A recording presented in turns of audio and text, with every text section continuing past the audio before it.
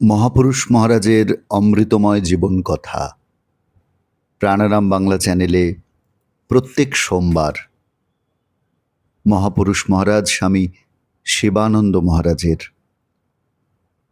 অমৃতময় জীবন কথা, মহারাজের বাণী, জীবন বাণী, সেগুলিকে আমরা পাঠ করি এবং অনুধ্যান করবার চেষ্টা করি।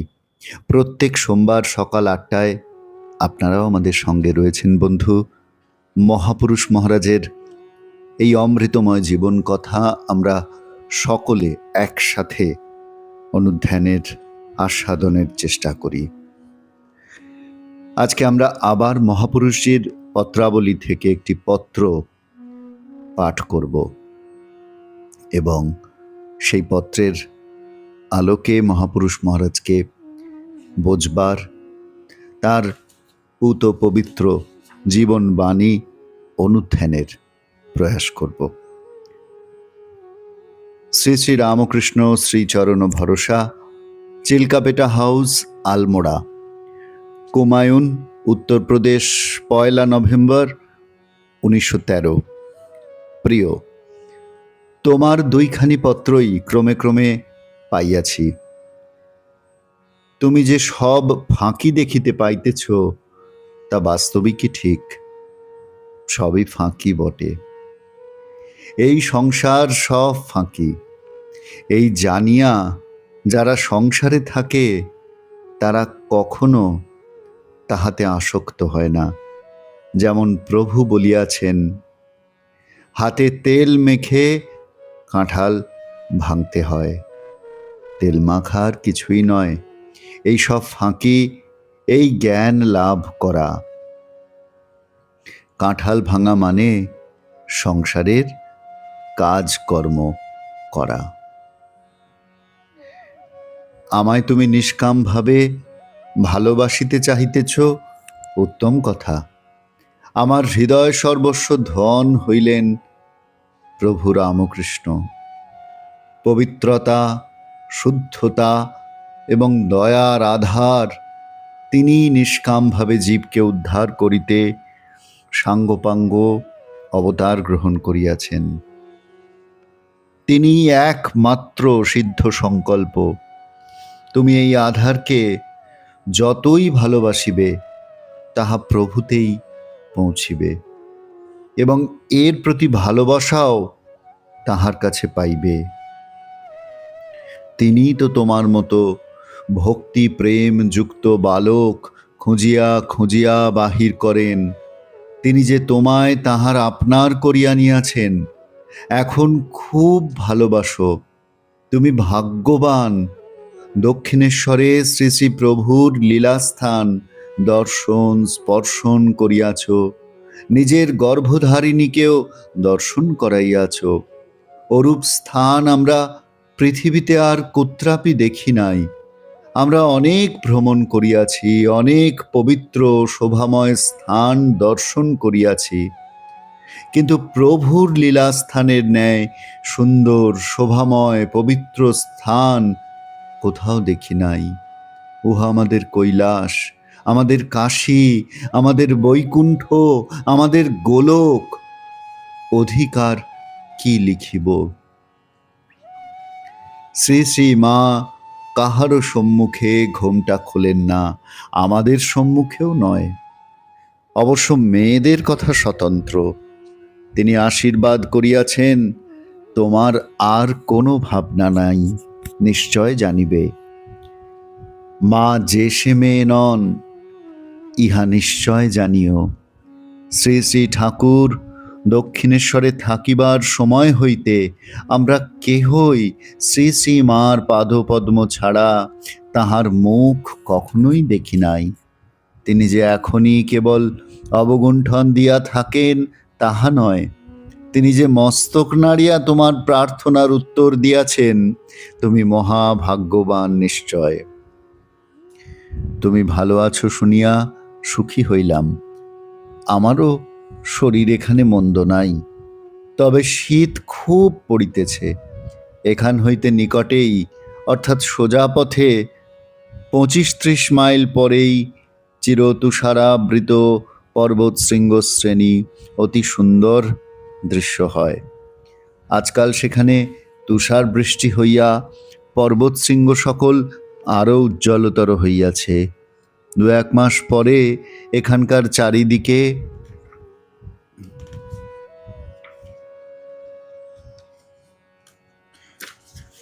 উচ্চ উচ্চ শৃঙ্গে তুষারপাত হইবে এবং এখানেও কিছু কিছু হইবে। তখন দারুণ শীত হইবে। তুমি আমার প্রাণের আশীর্বাদ ও ভালোবাসা জানিবে এবং মধ্যে মধ্যে সংবাদ দিবে। এটি তোমার শুভাকাঙ্ক্ষী শিবানন্দ। মহাপুরুষ মহারাজের এই মহাপুরুষজির পত্রাবলীর 48 নম্বর যে পত্রটি, আমরা সেই পত্রটি আজকে পাঠ করলাম বন্ধু।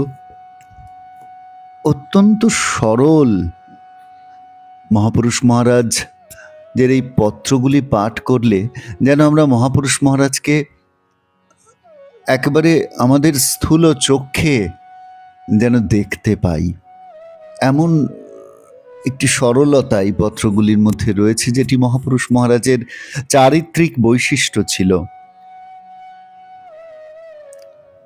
তো মহাপুরুষ মহারাজ প্রথমেই এই এক একটি পত্র, আমরা আগেও বেশ কিছু পত্র আমাদের এই প্রতিদিনের যে অনুধ্যান শিবির, প্রতি সপ্তাহের যে অনুধ্যান শিবির মহাপুরুষ মহারাজের পত্রাবলীর, সেখানে আগেও আমরা বেশ কিছু পত্র পাঠ করেছি, আপনারা শুনেছেন যে এই পত্রগুলি এত উচ্চ সুরে বাঁধা, এত উচ্চ তানে বাঁধা, যে এই একটি পত্রই কিন্তু আমাদের আধ্যাত্মিক জীবনের উন্নতি ঘটাতে পারে, যদি আমরা সত্যি সত্যি সেটিকে অনুধ্যান করবার চেষ্টা করি, পবিত্র হৃদয় নিয়ে যদি আমরা চেষ্টা করি। পত্রের শুরুতেই মহাপুরুষ মহারাজ পত্র লেখক, যার পত্রের উত্তর তিনি দিচ্ছেন, সেই পত্র লেখককে, সম্ভবত সেই পত্র লেখক লিখেছিলেন যে সব কিছুই তিনি ফাঁকি দেখছেন, এই সংসারের সব ফাঁকি। মহাপুরুষ মহারাজ বলছেন, হ্যাঁ বাস্তবিকই তাই বটে, সবই ফাঁকি। এইটি বোধ হলে সংসারে থাকতে আর কোনো আপত্তি তো নেই। সংসারে তারা আসক্ত হন না। যেমন ভগবান শ্রীরামকৃষ্ণ বলেছেন, মহাপুরুষ মহারাজ স্মরণ করিয়ে দিচ্ছেন, হাতে তেল মেখে কাঁঠাল ভাঙতে হয়। তেল মাখা কি না, ভক্তিরূপ তেল হাতে মেখে সংসার করলে বিপদ, শোক, তাপ এসব এসে আর নাস্তানাবুদ করতে পারে না। তাই মহাপুরুষ মহারাজ বলছেন, তেল মাখা আর কিছুই নয়, এই সব ফাঁকি, এই জ্ঞান লাভ করা। তেল মাখা এই ভক্তি লাভ করা, অর্থাৎ কি না, ভগবানই একমাত্র সত্য, এই জগৎ অনিত্য, এই বোধটি নিজের মধ্যে জাগ্রত করা। এই সব ফাঁকি, যা কিছু নিয়ে আমরা ব্যস্ত রয়েছি, এসব আসলে ফাঁকি, এই জ্ঞান লাভ করা। কাঁঠাল ভাঙা মানে সংসারের কাজকর্ম করা। সংসারের কাজকর্ম করতে বারণ করা হচ্ছে না, কিন্তু যেন ভক্তিরূপ জ্ঞান, ভক্তিরূপ তেলটি আমরা হাতে মেখে নিতে পারি। ভগবানই একমাত্র নিত্য বস্তু, আর বাকি সব অনিত্য, এই বোধটি যেন নিজেদের মধ্যে জাগ্রত করে নিতে পারি। তবেই কিন্তু সংসার আমাদের বোঝা হয়ে উঠবে না। এই সংসার যে ফাঁকি, সেই বোধটি আমাদের জাগ্রত থাকবে। আমাদের মনে পড়বে যে গীতায় ভগবান যেমন বলছেন যে অথ চিত্তম সমাধাতুম ন শক্নোষি ময়ি স্থিরম অভ্যাস যোগেন ততো মামিচ্ছাপ্তুম ধনঞ্জয়। এই ধনঞ্জয়, যদি আমাদের চিত্ত সমাহিত করতে না পারো, তাহলে জপ ধ্যানাদি অভ্যাস দ্বারা চিত্তকে সমাহিত করে আমাকে পাবার চেষ্টা করো। যেন তেন উপায়ে তাতে চিত্ত সমাহিত করা। এবং বলছেন, অথৈ তদপ্য শক্তোসি কর্তুম মদ্যোগমাশ্রিত সর্বকর্ম ফলত্যাগং ততো কুরু যথাত্মবান। মদযোগ, মদযোগ আশ্রিত, মদযোগ অর্থাৎ আমাদের সর্বকর্ম অর্পণ রূপ যোগ আশ্রয় করে সমস্ত কর্মের ফল ত্যাগ করো। এই সংসারে থাকতে বারণ করা হচ্ছে না, কিন্তু যে কর্মই করা হচ্ছে সেই কর্ম আসলে তাতে অর্পণ করা, এটি মদযোগ বলছেন, তাতে যুক্ত হয়ে থাকা। এই উপায় আশ্রয় করে, এই যোগ আশ্রয় করে সংযত আত্মা হয়ে, সংযত হয়ে, যথাত্মবান, সংযত হয়ে সমস্ত কর্মের ফল ত্যাগ করা। এইটি মহাপুরুষ মহারাজ বলছেন, আঁঠাল ভাঙা মানে সংসারের কাজকর্ম করা। ঠাকুরের কথা উদ্ধৃত করে বোঝালেন যে সংসার যে আসলে ফাঁকি। তিনি যেমনটি বুঝেছেন, ঠিকই যে বুঝেছেন, সংসার যে বাস্তবিকই ফাঁকি, ঠাকুরও যে সে কথা বারবার বলেছেন, সেটি মহাপুরুষ মহারাজ বললেন। আমরা গীতাতে ভগবানের কথা, ভগবান শ্রীকৃষ্ণের কথা উদ্ধৃত করেও সেটি বোঝার চেষ্টা করলাম। তারপর কি বলছেন? বলছেন, আমায় তুমি নিষ্কামভাবে ভালোবাসতে চাহিতেছ, উত্তম কথা। আমার হৃদয় সর্বস্ব ধন হলেন প্রভু রামকৃষ্ণ। পবিত্রতা, শুদ্ধতা এবং দয়ার আধার তিনি নিষ্কামভাবে জীবকে উদ্ধার করিতে সাঙ্গপাঙ্গ অবতার গ্রহণ করিয়াছেন।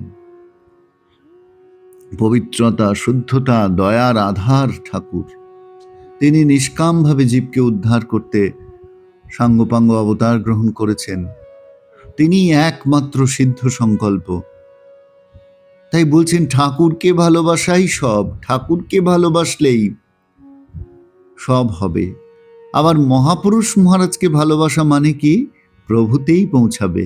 তুমি এই আধারকে যতই ভালোবাসিবে, তাহা প্রভুতেই পৌঁছিবে।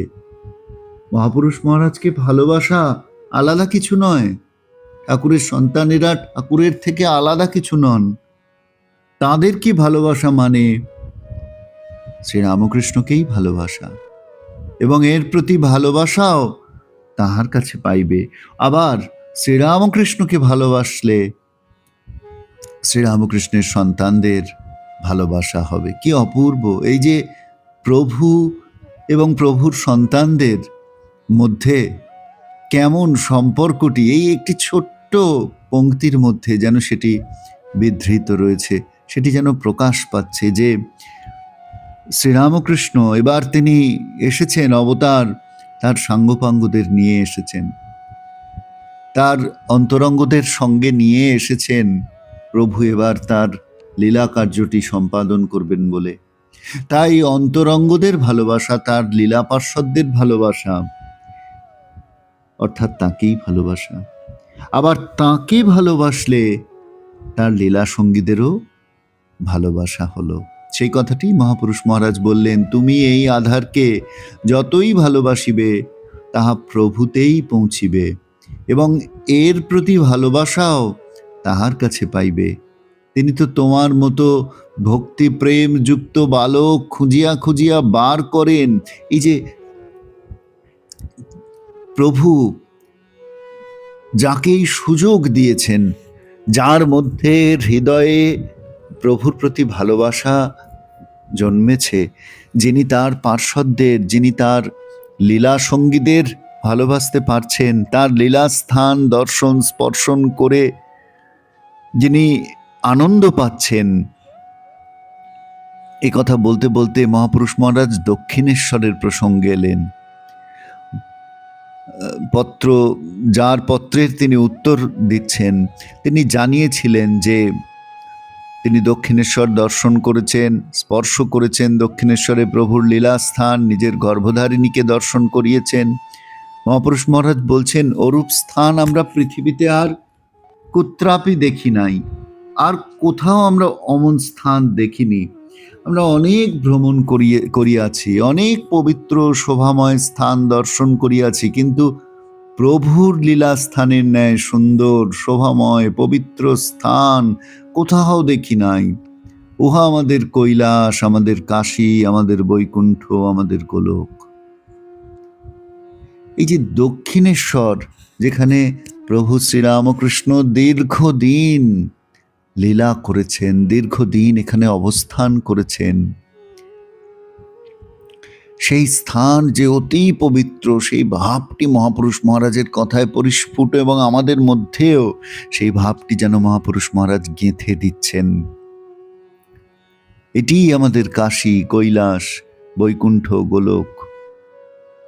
এমন সুন্দর পবিত্র স্থান জগতে আর নেই, যেখানে প্রভু এত দীর্ঘ সময় অবস্থান করেছেন, লীলা করেছেন। তারপর শ্রী শ্রী মায়ের কথা বলছেন। শ্রী শ্রী মায়ের কথা সম্ভবত যিনি চিঠি লিখেছিলেন, তিনি শ্রী শ্রী মায়ের মুখ দেখতে পাননি, সে কথা জানিয়েছিলেন। তার উত্তরে ইনি বলছেন, মহাপুরুষ মহারাজ লিখছেন যে দেখো, আমরাও মায়ের মুখ দেখিনি। আমরা যে এতদিন মায়ের সঙ্গ করেছি, দক্ষিণেশ্বরে থাকবার সময় আমরাও মায়ের পাদপদ্ম ছাড়া কখনো তাহার মুখ দেখিনি। কিন্তু সেটি বড় কথা নয়, তিনি যে মস্তক নাড়িয়া তোমার প্রার্থনার উত্তর দিয়াছেন, তুমি মহাভাগ্যবান। শ্রী মা যেন রয়েছেন, শ্রী মা জগজ্জননী রয়েছেন আমাদের সম্মুখে, এতেই আমরা ধন্য। মহাপুরুষ মহারাজ যেন সেইটি মনে করিয়ে দিচ্ছেন, বলছেন, মা যে সে মেয়ে নয়, ইহা নিশ্চয় জানিও। মাকে তারা জেনেছেন জগজ্জননী রূপে, মা যে স্বয়ং ব্রহ্মময়ী, সে কথা তারা জেনেছেন বলে তারা আমাদের জানিয়েছেন। নইলে মাকে জানি আমাদের সে সাধ্য কোথায়। তারপরে চিঠির পরের অংশটিতে মহাপুরুষ মহারাজ সুন্দর করে যে তুষারাবৃত পর্বত শৃঙ্গশ্রেণী হিমালয়ের বর্ণনা দিচ্ছেন। তিনি তখন আলমোড়ায় রয়েছেন এবং এই উচ্চ উচ্চ শৃঙ্গে তুষারপাত হবে, দারুণ শীত হবে, সেসব কথা বলছেন এবং প্রাণের আশীর্বাদ ও ভালোবাসা জানাচ্ছেন। সেই পত্র যিনি পাবেন সেই তাকে, এবং তাকে প্রিয় বলে সম্বোধন করে মহাপুরুষ মহারাজ যে চিঠিটি লিখলেন সেটি এখানে সমাপ্ত করছেন। এই যে অপূর্ব সুন্দর একটি পত্র যে এত সুন্দর হতে পারে, এদের পত্র পাঠ করলে আমরা যেন বুঝতে পারি। এই পত্রের প্রত্যেকটি ছত্রে জগতের সকলের জন্য কেবল আশীর্বাদ, ভালোবাসা, কল্যাণ চিন্তা, জগতের মঙ্গল চিন্তা এবং প্রভু শ্রীরামকৃষ্ণের আশীর্বাণী আমাদের সকলের মধ্যে বিতরণ করবার যে ইচ্ছা, সেটি যেন পরিস্ফুট হচ্ছে। আমরা আজকের পর্বে এই পত্রটি পাঠ করে আজকের পর্বে আমরা ইতি টানছি বন্ধু। প্রত্যেক সোমবার সকাল 8টায় প্রাণারাম বাংলা চ্যানেল নিয়ে আসছেন মহাপুরুষ মহারাজের অমৃতময় জীবন কথা। কেমন লাগছে আপনাদের জানাবেন নিশ্চয়ই কমেন্ট সেকশনে। আমরা অপেক্ষায় থাকবো আপনাদের উত্তরের। সকলে ভালো থাকবেন, সকলকে ধন্যবাদ, নমস্কার।